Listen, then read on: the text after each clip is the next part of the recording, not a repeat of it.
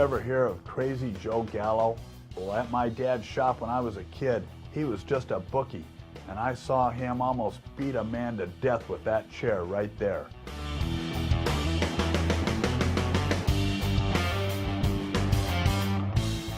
You know, and that's the kind of, it was that blood and guts, and that shop was actually known to be the bloodiest tattoo shop in the Bowery. There was blood splattered on the flash that it was stained there, you know what I mean? So those were the kind of characters that were the ones before me. They were real unique characters, you know? So those old guys didn't make a living out of tattooing. They all had full-time jobs. Pop Eddie was born and raised in San Francisco and raised 6 children, and could you imagine raising a family of 6 kids and riding a goddamn bus all the time? I mean, it wouldn't happen today, you know? But they always dressed properly. Most guys wore hats, suits, ties. Now everybody looks like a goddamn buffalo skinner. When I started, tattooing, and in that era, there was no tattoos on TV. It was, that's why I say it was more of almost an underground kind of thing. I mean, it was legal, but there were many places, many more places then it was not legal. It was very secretive in the old days, and people didn't want to tell you anything. Some people you worked for, they wouldn't give you the address of the supplier because they feared that, if you got this knowledge, then you'd get your own stuff and then you'd open up down the street. And of course, little did they know, how it is these days. I mean, it's almost like there's a tattoo shop on every corner, and it was never supposed to be like that. I mean, like it was more like an underground thing almost back in the day, an outlaw thing, blue collar thing, Ed Hardy was doing Japanese, Sailor Jerry was doing Japanese, Zeke was doing Japanese. Some other people, like Cliff was interested in Japanese.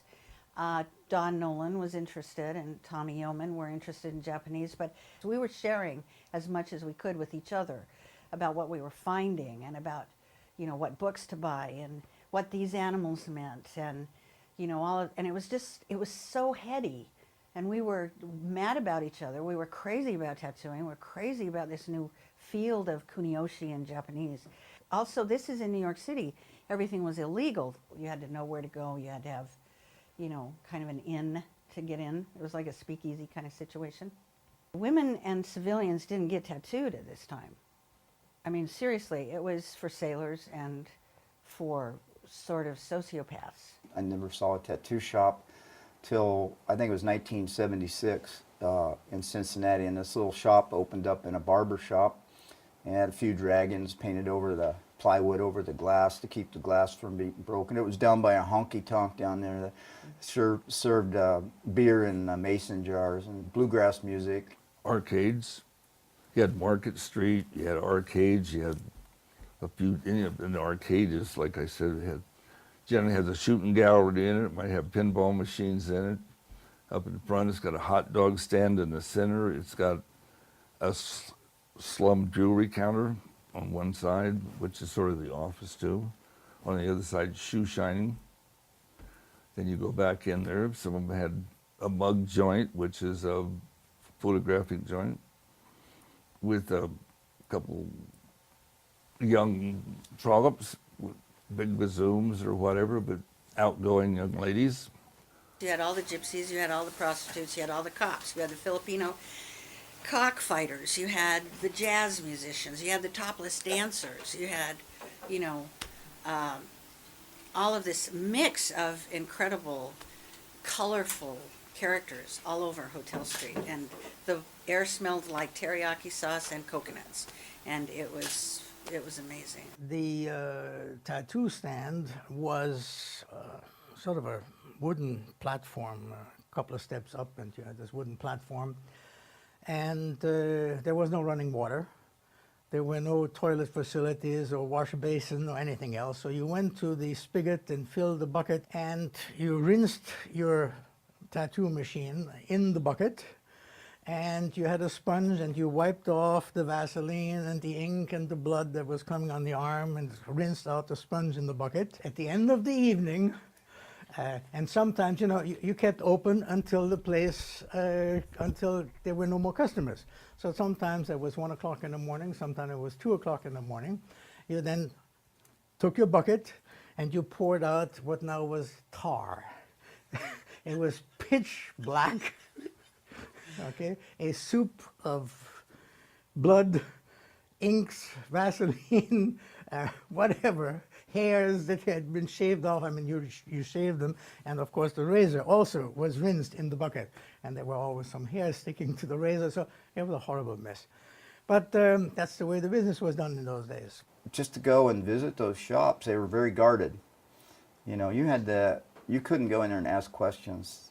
You'd get your ass thrown right out. Tattooing wasn't that popular, so there wasn't that much tattooing going on. So if you went in and told somebody you wanted to be a tattoo artist, what you were doing was flat-footedly standing there telling the man that you wanted to be his competition.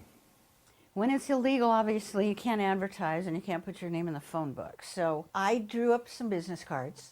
The shop was named Catfish Tattoo Studio. And Michael would take a fistful of these during the day and just walk the streets of New York. And when he saw somebody who had a visible tattoo, and that was very rare to see anybody who had any ink showing at all. If he'd see just a glimmer of a little tattoo, he'd go up and hand them a card. And then after 6 o'clock, people would call, we'd give them the address, they'd come over. To me, tattooing is like living in a living art gallery. Unfortunately, a lot of this history from tattooing from way back is going to be lost as more and more people die. I mentioned to somebody recently, need to get a convention to where late at night when everybody's sitting around the bar and they're telling their stories, you remember 25, 30 years ago this or that, somebody needs to be writing that down or recording it, because as that person dies, those stories are gone.